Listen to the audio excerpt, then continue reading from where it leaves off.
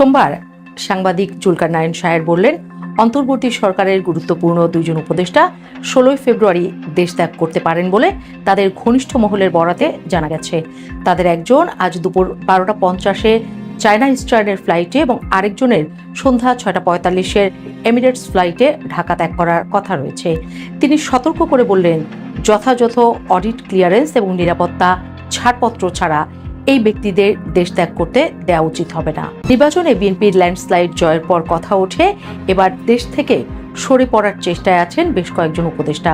প্রধান উপদেষ্টার ডাক, টেলিযোগাযোগ ও তথ্য প্রযুক্তি মন্ত্রণালয়ের দায়িত্বপ্রাপ্ত বিশেষ সহকারী ফয়েজ আহমেদ তৈয়ব দেশ ছেড়েছেন। এমন খবরে তৈরি হয় আরও হইচই। প্রথম আলো নিশ্চিত হতে ফোন দেয় জনাব তৈয়বকে, কিন্তু প্রতিমন্ত্রী মর্যাদা পেয়ে আসা তৈয়ব সাহেব প্রথম আলোর ফোন কেটে দেন। যদিও পরে খুদে বার্তায় পরিষ্কার করেন, 9 ও 10 তারিখ অফিস থেকে বিদায় নিয়েছি, ফরমালি মন্ত্রণালয় থেকে বিদায় দেওয়া হয়েছে। কিন্তু ঘটনা আরেকটু অন্যদিকে মোড় নেয় যখন তিনি প্রথম আলোকেও বলেন না যে তিনি দেশ ছেড়েছেন। প্রশ্ন উঠেছে, দেশ ছাড়া নিয়ে এত রহস্য কেন করছেন ফয়েজ আহমেদ তৈয়ব? তার বিরুদ্ধে এর মধ্যে বেশ কয়েকবার অনিয়ম ও দুর্নীতির অভিযোগ উঠেছে। সামাজিক যোগাযোগ মাধ্যমে ঝড় উঠেছে তার বিরুদ্ধে ওঠা এসব অভিযোগ নিয়ে। বারবার তিনি যুক্তি খণ্ডন করেছেন, বুঝিয়েছেন যে তিনি নির্দোষ। কিন্তু বিএনপি শপথ নেওয়ার আগেই তার এই দেশ ত্যাগ মানুষের মধ্যে প্রশ্নের জন্ম দিয়েছে স্বাভাবিকভাবেই। তৈয়ব পরে জানিয়েছেন, ভালোবাসা দিবসে তার পরিবারের কাছে থাকতেই তার এই দ্রুতগমন। কিন্তু রসিক বিশ্লেষকরা প্রশ্ন তুলছেন, যেই লোক দেশের জন্য পরিবার পরিজন ছেড়ে এতগুলো দিন অকাতরে বিলিয়ে দিলেন, এত কিছু উৎসর্গ করলেন, আর কয়েকটা দিন অপেক্ষা করে নতুন সরকারের শপথ গ্রহণটা তিনি নিজ চোখে দেখলেন না, তাও কেবল ভালোবাসা দিবসের অজুহাতে। যদিও ফয়েজ আহমেদ তৈয়ব তার ফেসবুকে নিজের সব যুক্তি তুলে ধরেছেন। এই পরিস্থিতির মধ্যে জুলকার নাইন শাহের সতর্ক করলেন, দেশ থেকে পালাতে চাইছেন উপদেষ্টারা। প্রশ্ন উঠেছে, কোন কোন উপদেষ্টা দেশ ছাড়তে চাইছেন? এই আলোচনা এগোতে গেলে আমাদেরকে কিছুদিন পেছনের দিকে যেতে হবে। অন্তর্বর্তী সরকারের মেয়াদের শেষ দিকে এসে উপদেষ্টা এবং ঘনিষ্ঠজনদের বিরুদ্ধে ওঠা দুর্নীতির নানা অভিযোগ তখন ডালপালা মেলতে শুরু করেছে। বিশেষ করে নির্বাচনের আগে যখন স্পষ্ট হয়ে আসছিল যে ক্ষমতার পালাবদল আসন্ন, তখন থেকেই সেফ এক্সিট বা নিরাপদে সরে পড়ার এক ধরনের তোড়জোড় লক্ষ্য করা যাচ্ছিল বলে অনেকেই মনে করছেন। উপদেষ্টাদের বিরুদ্ধে দুর্নীতির এই অভিযোগ কিন্তু হুট করে ওঠেনি। গত বছরের আগস্টেই সাবেক সচিব ও বিএনপি চেয়ারপারসন খালেদা জিয়ার একান্ত সচিব ABM আব্দুস সাত্তার একটি বিস্ফোরক অভিযোগ করেছিলেন। তিনি দাবি করেছিলেন, অন্তর্বর্তী সরকারের অন্তত 8 জন উপদেষ্টা সীমাহীন দুর্নীতির অকাট্য প্রমাণ তার হাতে রয়েছে। তখন বিষয়টি নিয়ে রাজনৈতিক মহলে ব্যাপক তোলপাড় শুরু হলেও সরকারের পক্ষ থেকে খুব একটা গা করা হয়নি। কিন্তু এখন যখন ক্ষমতার পালাবদল হয়ে গেছে, তখন সেই 8 উপদেষ্টার তালিকা জনসম্মুখে প্রকাশের দাবি জোরালো হচ্ছে। বিশ্লেষকরা মনে করছেন, আব্দুস সাত্তারের সেই অভিযোগের তালিকায় যাদের নাম আছে, তাদের মধ্যেই হয়তো এখন দেশ ছাড়ার তোড়জোড় সবচেয়ে বেশি। অভিযোগের এই তীর কেবল সিনিয়র উপদেষ্টাদের দিকেই নয়, সরকার ভেতরে থাকা প্রভাবশালী তরুণ মুখগুলোর দিকেও সমানভাবে ধাবিত হয়েছে। গত ডিসেম্বরে যুব অধিকার পরিষদের সভাপতি মঞ্জুর মোর্শেদ মামুন এক চাঞ্চল্যকর অভিযোগ তোলে। তিনি দাবি করেন, উপদেষ্টা মাহফুজ আলমের PS ও APS দীর্ঘদিন ধরে ক্ষমতার অপব্যবহার করে অনিয়ম ও দুর্নীতির মাধ্যমে বিপুল সম্পদের মালিক হয়েছেন। একজন প্রভাবশালী উপদেষ্টার অতি ঘনিষ্ঠ এই কর্মকর্তাদের বিরুদ্ধে ওঠা এমন অভিযোগ সরকারকে বেশ অস্বস্তিতে ফেলেছিল। যদিও সেগুলো ছিল অভিযোগ পর্যায়ে, কিন্তু এখন সেগুলোর যাচাই চান দেশের মানুষ। ইউনূস সরকারের আমলনামা ঘাটলে দেখা যায়, গত 1.5 বছরে বিভিন্ন মন্ত্রণালয়, বিশেষ করে স্থানীয় সরকার, ক্রীড়া এবং তথ্য প্রযুক্তি খাতে বেশ কিছু অনিয়ম ও অব্যবস্থাপনার অভিযোগ চাউর হয়েছে। BBC বাংলার মতে সংবাদ মাধ্যমগুলো বিভিন্ন সময়ে উপদেষ্টার বিরুদ্ধে ওঠা নানা অভিযোগ নিয়ে প্রতিবেদন প্রকাশ করেছে। অভিযোগ রয়েছে, সংস্কারের নামে অনেক ক্ষেত্রেই দীর্ঘসূত্রিতা তৈরি করে টেন্ডার প্রক্রিয়া ও নিয়োগে অস্বচ্ছতা বজায় রাখা হয়েছে। উপদেষ্টাদের কেউ নিজেদের স্বচ্ছ দাবি করলেও তাদের সংশ্লিষ্ট কার্যাবলীর হিসাব জনসম্মুখে প্রকাশে গড়িমসি করছেন বলে অভিযোগ রয়েছে। দেশ থেকে তড়িঘড়ি করে চলে যাওয়ার পেছনের মূল কারণ হিসেবে অডিট আতঙ্ক ও আইনি জটিলতার শঙ্কাকে সামনে আনছেন বিশ্লেষকরা। ফয়েজ আহমেদ তৈয়বের কথাই ধরা যাক, তিনি যুক্তি দেখাচ্ছেন ভালোবাসা দিবসের, কিন্তু বাস্তবতা হলো নতুন সরকারের দায়িত্ব নেওয়ার পর প্রতিটি মন্ত্রণালয়ের চুলচেরা অডিট বা নিরীক্ষা হওয়ার কথা। সেখানে যদি বড় কোনো আর্থিক গরমিল ধরা পড়ে, তবে স্বাভাবিকভাবে সংশ্লিষ্টদের জবাবদিহিতার মুখোমুখি হতে হবে। ফয়েজ তৈয়বের বিরুদ্ধে আইসিটি খাতে কেনাকাটা ও প্রকল্প বাস্তবায়নে অস্বচ্ছতার অভিযোগ বেশ পুরনো। বিশ্লেষকরা ধারণা করছেন, বিএনপি সরকার গঠনের পর তার বিরুদ্ধে তদন্ত শুরু হলে হয়তো আইনি জটিলতায় পড়তে পারেন, এমন আশঙ্কা থেকে শপথ গ্রহণের আগেই এই প্রস্থান। গুরুতর অভিযোগ উঠেছে সাবেক উপদেষ্টা আসিফ মাহমুদ এবং তার ঘনিষ্ঠজনদের বিরুদ্ধেও। তার দপ্তরের সাবেক এপিএস মোয়াজ্জেম হোসেনের বিরুদ্ধে শত কোটি টাকা অনিয়মের অভিযোগ ওঠে গত বছরের মাঝামাঝি সময়ে। মোয়াজ্জেমের বিরুদ্ধে টেন্ডার নিয়ন্ত্রণ, বদলি বাণিজ্য এবং প্রভাব খাটিয়ে বিপুল সম্পদ অর্জনের প্রাথমিক প্রমাণ পাওয়ার কথা জানিয়েছিল দুদক। পরিস্থিতি এমন পর্যায়ে পৌঁছায় যে দুদক মোয়াজ্জেমের দেশ ত্যাগে নিষেধাজ্ঞা জারি করে। আসিফ মাহমুদের পরিবারের ঘনিষ্ঠদের বিভিন্ন প্রকল্পে যুক্ত থাকা নিয়ে স্বার্থের সংঘাত বা কনফ্লিক্ট অফ ইন্টারেস্টের প্রশ্ন উঠেছিল জোরালোভাবে। ক্রিকেট বোর্ড নিয়েও কম ঘোলা হয়নি জল। অভিযোগ আছে, গঠনতন্ত্র সংস্কারের দোহাই দিয়ে দীর্ঘ সময় ক্ষেপণ করা হয়েছে এবং আসিফ মাহমুদ তার পছন্দের লোকজন নিয়োগ দিয়ে বোর্ডের নিয়ন্ত্রণ বজায় রাখার চেষ্টা করেছিলেন। স্বজনপ্রীতি ও দলীয়করণের যে অভিযোগ বিগত সরকারের বিরুদ্ধে ছিল, ঠিক একই ধরনের অভিযোগের তীর ছুটছে এই অন্তর্বর্তী সরকারের কতিপয় উপদেষ্টার দিকেও। এখন যখন ক্ষমতার হাত বদল হয়েছে, তখন এই উপদেষ্টারা হয়তো আঁচ করতে পারছেন তাদের গত ১.৫ বছরের প্রতিটি কাজের চুলচেরা বিশ্লেষণ হবে। অনেকে সামাজিক যোগাযোগ মাধ্যমে মন্তব্য করেছেন, দেশের স্বার্থের পরিপন্থী কাজ করলে তার দায় এড়ানো কঠিন। শেখ হাসিনা দেশ ছাড়ার সময় অন্তত প্রোটোকল পেয়েছিলেন, হেলিকপ্টার পেয়েছিলেন, কিন্তু বর্তমান উপদেষ্টাদের কেউ যদি বেইমানি করেন, তারা সেই সুযোগটাও পাবেন না, এমন কথাও আলোচনায় আসছে। তাদের হয়তো সাধারণ যাত্রীর বেশে অনেকটা গোপনেই দেশ ত্যাগ করতে হচ্ছে। পর্যবেক্ষকরা বলছেন, যারা ভেবেছিলেন তারা আইনের বা জবাবদিহিতার ঊর্ধ্বে, তাদের ধারণা ভুল প্রমাণিত হচ্ছে। নতুন সরকারের এখন অন্যতম দায়িত্ব হবে অবিলম্বে বিমানবন্দর ও স্থলবন্দরগুলোতে নজরদারি জোরদার করা। জুলকারনাইন শাহের মতে, সাংবাদিকরা যখন সুনির্দিষ্ট ফ্লাইট নম্বর ও সময় ধরে তথ্য দিচ্ছেন, তখন সংশ্লিষ্ট কর্তৃপক্ষের উচিত বিষয়টি গুরুত্বের সাথে খতিয়ে দেখা। এবিএম আব্দুস সাত্তারের হাতে থাকা সেই ৮ উপদেষ্টার দুর্নীতির নথিপত্র এবং মাহফুজ আলমের এপিএস পিএসদের বিরুদ্ধে ওঠা অভিযোগের সত্যতা এখন প্রকাশ্যে আসা সময়ের দাবি। যথাযথ অডিট ক্লিয়ারেন্স ও নিরাপত্তার ছাড়পত্র ছাড়া কোনো সাবেক উপদেষ্টা বা তাদের বিরুদ্ধে অভিযোগ থাকা সহকারীদের দেশ ত্যাগ করতে দেয়া উচিত হবে কিনা তা নিয়ে প্রশ্ন তুলেছেন সচেতন নাগরিকরা। তারা যদি নির্দোষ হন, তবে দেশে থেকেই তাদের নিজেকে নির্দোষ প্রমাণ করাটাই সমীচীন। পদত্যাগের পর সাবেক হয়ে যাওয়া উপদেষ্টাদের উচিত হবে পলায়নপরতা পরিহার করে সাহসের সাথে পরিস্থিতি মোকাবেলা করা। তারা যদি সত্যি সততার সাথে দায়িত্ব পালন করে থাকেন, তবে ভয়ের কিছু থাকার কথা নয়। পুরো দেশ থাকবে তাদের পাশে, কিন্তু তাদের যদি এই তড়িঘড়ি প্রস্থান বেছে নিতে হয়, তাহলে জনমনে সন্দেহের দানা বাঁধবেই। নতুন সরকার যেন বিগত ১.৫ বছরের প্রতিটি অভিযোগের সুষ্ঠু তদন্ত করে একটি শ্বেতপত্র প্রকাশ করে, এটাই বড় চাওয়া জনগণের। শপথকে কেন্দ্র করে ঝটাপটি অলরেডি লেগে গেছে। আমি শুরুতেই বলেছিলাম যে এই শপথ গ্রহণ অনুষ্ঠান নিয়ে একটা বড় গন্ডগোল লাগবে, কারণ এই যে দু রকমের শপথ যেটা হচ্ছে, একটা হচ্ছে যে নির্বাচিত সংসদদের শপথ গ্রহণ, আর একটা হচ্ছে ওই যে সংবিধান পরিষদ যেটা তৈরি করা হয়েছে আলী রিয়াজের নেতৃত্বে, যে ওটা হয়েছে, সেটাকে নিয়ে গন্ডগোল লেগেছে। এখন বিএনপি বলছে যে আমরা ওই শপথটা, দ্বিতীয় শপথটা আমরা নেব না, যেটা কি একটা নাম দেওয়া হয়েছিল, গণপরিষদ না কি একটা নাম দেওয়া হয়েছিল, হ্যাঁ, ঢপের চপ, সংবিধানকে বহির্ভূতভাবে, সেটাতে বিএনপি অংশগ্রহণ করবে না বলে পরিষ্কার জানিয়ে দিয়েছে এবং তারা শপথও নেয়নি। আজকে সকালবেলা চিফ ইলেকশন কমিশনার তার নেতৃত্বে শপথ গ্রহণ অনুষ্ঠানটি হয়। শপথ গ্রহণ অনুষ্ঠানটি যারা শপথ নিয়েছেন তাদের মধ্যে যারা মিনিস্টার হবেন তাদের শপথটা হবে বিকেলবেলা। এটা শপথ গ্রহণ করাবেন রাষ্ট্রপতি শাহাবুদ্দিন চুপ্পু।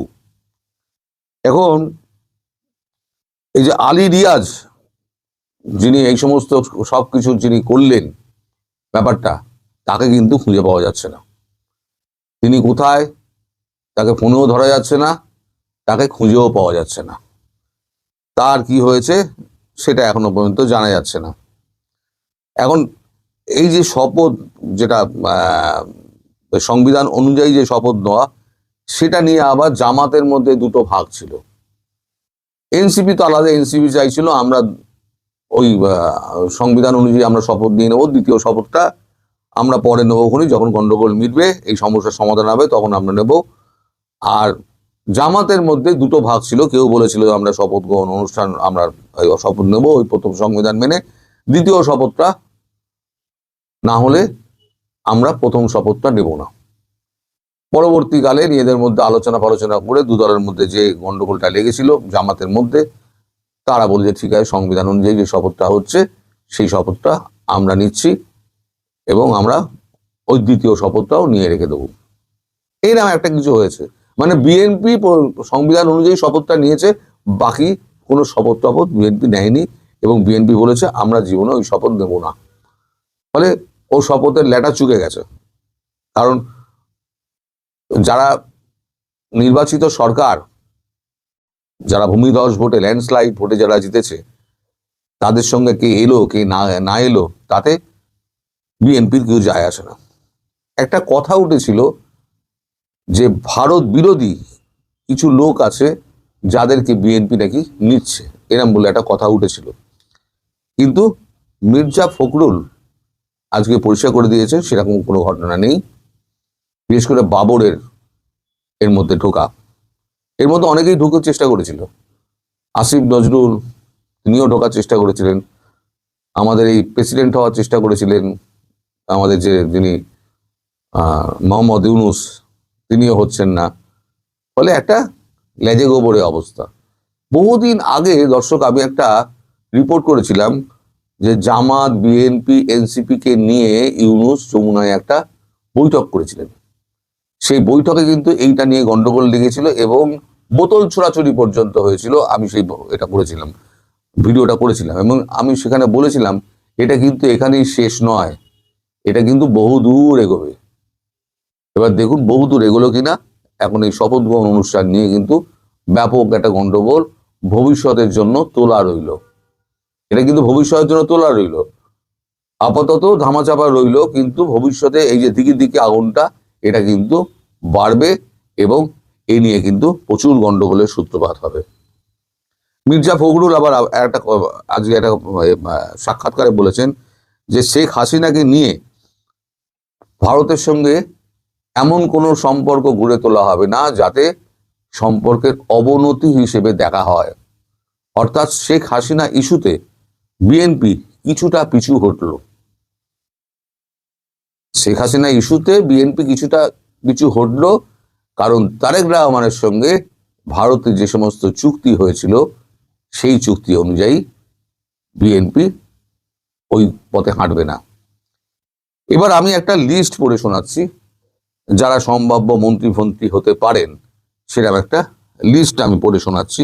এটা এখনো পর্যন্ত কে কি দপ্তর পাবেন এটা কিন্তু এখনো সঠিক নয়, কিন্তু যেটা আমার কাছে এসছে সেটা আমি পড়ে শোনাচ্ছি। প্রেসিডেন্ট হচ্ছেন, মানে প্রস্তাবিত, এটা কিন্তু প্রস্তাবিত। প্রেসিডেন্ট হচ্ছেন doctor Khandakar Musharraf, speaker of parliament advocate Zahirul Abedin অথবা Nitai Roychowdhury, prime minister and minister of defence Tarique Rahman, minister of local government and rural development Mirza Fakhrul, minister of home affairs Shahiduddin Ahmed, state minister Shahiduddin Chowdhury Annie, minister of foreign affairs Amir Khasru, state minister Humayun Kabir, minister of finance doctor Reza Kibria, Minister of Education Inam Ehsanul Haq Milon, State Minister Saeed Al Noman, Minister of Law, Justice and Parliamentary Affairs Mohammad Asaduzzaman, Minister of Information Andaliv Rahman Partho, State Minister Dr. Mehdi Amin, Minister of Planning Dr. Abdul Moin Khan, Minister of Commerce Abdul Mukhattir, Minister of Industries Abdul Awal Mintu, Minister of Shipping Major Hafiz, Minister of Labour and Employment Nazrul Islam Khan, Minister of Water Resource Abdul Habib Dulu, Minister of Labour Affairs, Minister of Liberation and War Affairs Fazlur Rahman, Minister of Road Transport and Bridge Amarullah Aman, Minister of Cultural Affairs Junaid Saki, Minister of Health and Family Affairs Dr. A.Z.M. Jahid, Minister of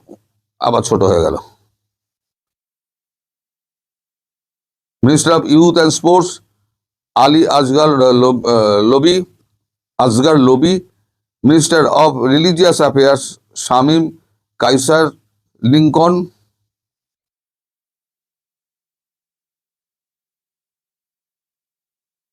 Minister of Civil Aviation Tourism Altaf Hossain Chowdhury, Minister of Power, Energy and Mineral Resource Iqbal Hossain Mahmood Tuku, Minister of Agriculture Shamsuzzaman Dudu, Minister of Housing and Public Works Mirza Abbas, Minister of Post and Telegram Nurul Haq Nur, Minister of Railways Goishwar Chandra Rai, Minister of Public Administration Dr. Ismail Jabedullah, Minister of Social Affairs Rabiul Kabir Rizvi, Minister of Chittagong Hill Track Affairs Dipen Dewan। এইটা হলো আপাতত একটা list. এই লিস্টের কিন্তু পরিবর্তন হতে পারে। এখন ফাইনালি কে কে এখানে মন্ত্রী হবেন, প্রধানমন্ত্রী তো হচ্ছেন আমাদের তারেক রহমান, বাকি কারা কারা কি মন্ত্রিত্ব পাবেন এখান থেকে এই লিস্ট অনুযায়ী হবে কিনা সেটা কিন্তু এখনো চূড়ান্ত নয়। সেটা রাষ্ট্রপতি যখন শপথ বাক্য পাঠ করাবেন তখনই পরিষ্কার হবে। এখন এইটা এখন প্রাথমিকভাবে ঠিক হয়েছে।